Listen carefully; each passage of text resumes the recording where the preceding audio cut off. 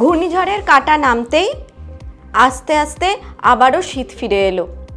প্রথমে সেনিয়ার, তারপর দিতওয়া, আর এর প্রত্যক্ষ প্রভাব বাংলায় না পড়লেও পরোক্ষ প্রভাব কিন্তু পড়ছিল।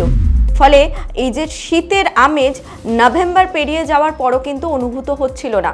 তবে ডিসেম্বরের প্রথম সপ্তাহে হালকা হালকা শীতের আমেজ অনুভূত হচ্ছে এবং আলিপুর আবহাওয়া অফিস বলছে আগামী কয়েকদিন এই আমেজটাই কিন্তু বাঙালি পাবে। ঘূর্ণিঝড়ের জেরে বঙ্গোপসাগর থেকে প্রচুর পরিমাণ জলীয় বাষ্প ঢুকছিল আর তার জন্যই কিন্তু শীত বাধাপ্রাপ্ত হচ্ছিল। তবে সেই সমস্ত কিছু এখন শেষ হয়েছে। আগামী কয়েকদিন কিন্তু পারদ পতন হবে, ফলে একটা ঠান্ডা ভাব অনুভূত হবে। আজকেই কিন্তু টেম্পারেচার প্রায় 16-র নিচে নেমে গেছে। আর অন্যদিকে পশ্চিমের জেলাগুলো যেমন বাঁকুড়া, পশ্চিম বর্ধমান, পুরুলিয়া, এই সব জেলাগুলোতে কিন্তু তাপমাত্রা 11 থেকে 12 ডিগ্রি সেলসিয়াসের আশেপাশে ঘোরাঘুরি করছে।